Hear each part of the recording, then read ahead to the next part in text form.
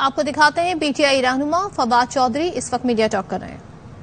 वो बहाल हो चुके हैं। स्पीकर की तरफ से जो इस्तीफे की कबूल करना है उसकी हैसियत जो है वो सिर्फ एक रिकमेंडेशन की है। जब तक इलेक्शन कमीशन का नोटिफिकेशन सस्पेंड है, इलेक्शन कमीशन का नोटिफिकेशन मुअत्तल है, वो मेंबरान असम्बली के मेंबर्स हैं। और जिस तरह से कल स्पीकर साहब जो हैं वो फरार हो गए और आज फिर उसके बाद उन्होंने कल जो है वो असम्बली का सेशन ही खत्म कर दिया। ये एक गैर जमहूरी रवैये है जो स्पीकर की तरफ से मुसलसल जिनका इजहार हो रहा है और हम इसकी शदीद मजम्मत करते हैं। और मैं ये समझता हूँ कि स्पीकर को फौरी तौर के ऊपर जो पीटीआई के मेंबरान असम्बली है 43 उनको असम्बली सेशन में शिरकत की इजाज़त जो है वो फौरी तौर पे दे और उसके साथ साथ लीडर ऑफ अपोजिशन को बदलने का प्रोसेस जो है वो शुरू किया जाए।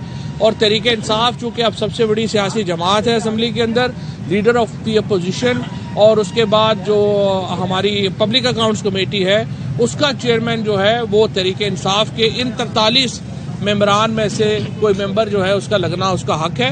और स्पीकर और आइन जो है उसको इम्प्लीमेंट करें। सिर्फ हर बात के ऊपर हमें दोबारा अदालतों में जाना बड़ी नामुनासिब बात है। पार्लियामेंट में एक वाज़ेह चीज़ है, आप उसके ऊपर भी अमल करने को तैयार नहीं है। इसके साथ एक बड़ा अहम मैं समझता हूं कि जो वाकया हुआ है वो ये हुआ है कि हमारे बड़े सीनियर जर्नलिस्ट हैं जावेद चौधरी साहब ने एक कॉलम लिखा है जिसमें उन्होंने जनरल बाजवा साहब के हवाले से, जो हमारे साबिक आर्मी चीफ हैं, उनके हवाले से 3-4 बड़ी अहम बातें जो हैं वो लिखी हैं। अब चूंकि जावेद चौधरी साहब पहले भी जनरल बाजवा साहब से मिलते रहे हैं और उन्होंने उनके हवाले से गुफ्तगू की है, लेकिन अब इस कॉलम में जो जनरल बाजवा साहब ने 4 कन्फेशंस की हैं, 4 जो एतराफ़ात किए हैं, उनकी बड़ी अहमियत है। पहला एतराफ़ इस कॉलम में जो जनरल बाजवा साहब ने कहा है वो ये है कि हुकूमत की तब्दीली में उन्होंने जनरल बाजवा साहब ने अहम किरदार अदा किया। यही बात पीटीआई पहले कह रही थी। दूसरा, उन्होंने कहा कि हुकूमत की तब्दीली बाहर की कुव्वतों को ज़मन में कि उन्होंने कहा कि बड़े मुल्क जो है वो नाराज हो गए थे और अगर हम ना बदलते तो पाकिस्तान का नुकसान हो जाता। देखिए, ये एक बड़ी बुनियादी बात है। अगर हम पाकिस्तान की सॉवरेनिटी, मैं इसमें जाता ही नहीं है कि कोई बाहर की कुव्वत हमसे नाराज थी या खुश थी। जो आजकल खुश हैं वो आप देख ही रहे हैं जो आजकल इनके हालात हैं। यानी यूएई के सदर जो हैं उनके लिए छुट्टी दे दी गई इस्लामाबाद में, वो रहीम यार खान से इस्लामाबाद नहीं आए। तुर्की की हुकूमत ने शटअप कॉल दी शहबाज शरीफ को और बिलावल भुट्टो को कि आप इस वक्त मुंह उठा के इधर ना आइए, हम लोग इसमें हैं। लेकिन उस बहस में मैं नहीं जाता। बाहर की कुव्वतों से हमारे ताल्लुकात अच्छे हों ख़राब हों, हम तमाम ममालिक से, चाहे वो अमरीका हो या वो सऊदी अरेबिया हो या वो तुर्की हो या यूएई हो, हम तमाम ममालिक से करीबी ताल्लुकात के हामी हैं। चीन के साथ हम करीबी ताल्लुकात के हामी हैं। लेकिन देखें, ये हरगिज़ नहीं हो सकता कि ये हमारा करीबी दोस्त मुल्क हो या दोस्त मुल्क ना हो। वो हमें बताए कि पाकिस्तान के अंदर हुकूमत किसकी होगी।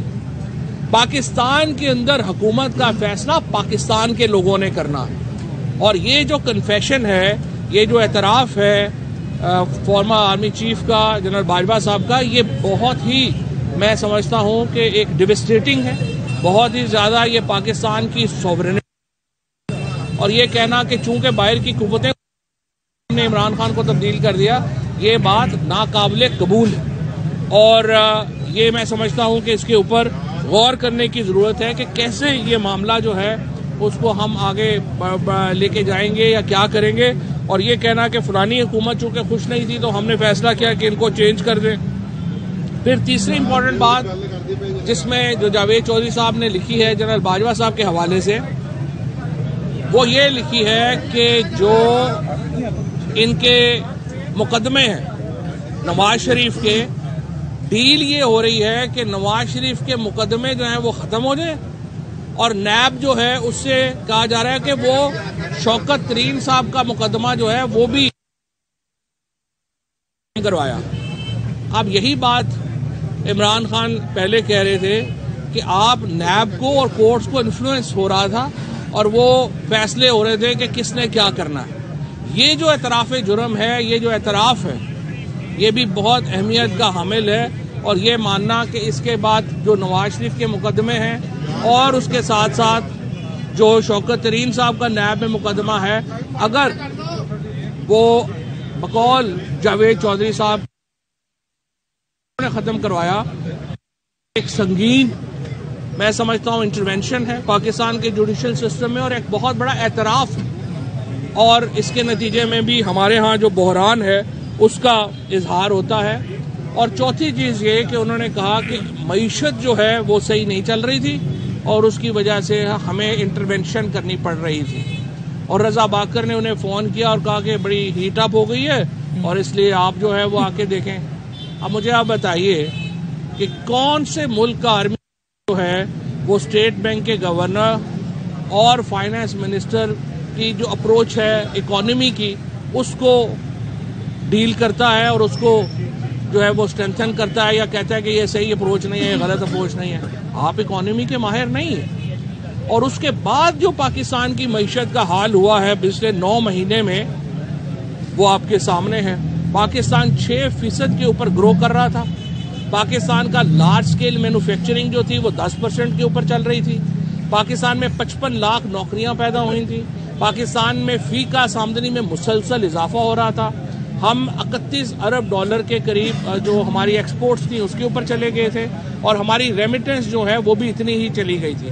तो एक बहुत इकोनॉमी, चलती हुई इकोनॉमी को उन्होंने कह दिया कि वो अच्छी नहीं चल रही और हुकूमत तब्दील कर दी गई। और उसके बाद अब हम आज हमें नहीं पता IMF से इनका मुआहदा होता है नहीं होता।